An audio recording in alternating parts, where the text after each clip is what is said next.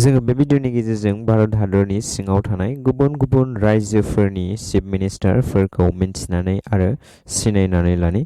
नोंथांमोना भिडिअखौ मोजाङै जोबजासिम नायलांबानो जाबाय।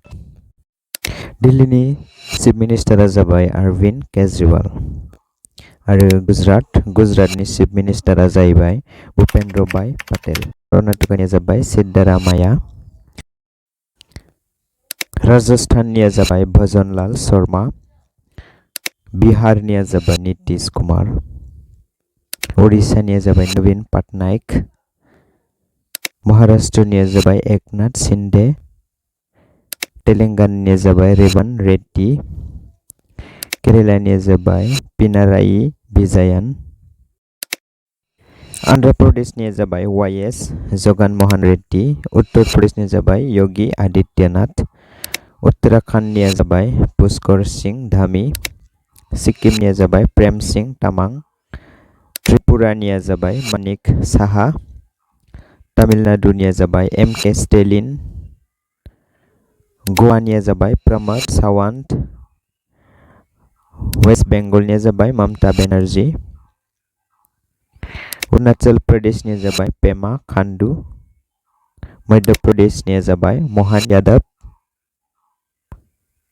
पान्जाबनिया जाबाय भगवंत मान।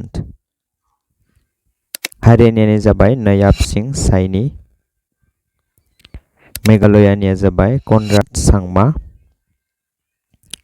नागालैंडनिया जाबाय नेफ्यू रियो। मणिपुरनिया जाबाय बीरेन सिंह। मिजोरामनिया जाबाय लालदु हाउमा। आसामनिया जाबाय डॉक्टर हिमंत बिश्व शर्मा।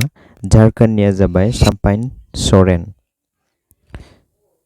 छत्तीसगढ़निया जाबाय विष्णुदेव साय। भारत हादराव गासै 29टा रायजोफोर एबा स्टेटफोर दङमोन, नाथाय दायो जम्मु एन्ड काश्मीरखौहाय इउनियन टेरिटरि हिसाबै थिसननाय जाबाय आरो बेखौ डाइरेक्ट सेन्ट्रेल गभर्नमेन्टनिफ्राय सासन खालामनाय जासिगोन। बेनिखायनो दा गासै भारत हादराव 28टा रायजोफोरखौ जोङो मोननो हायो।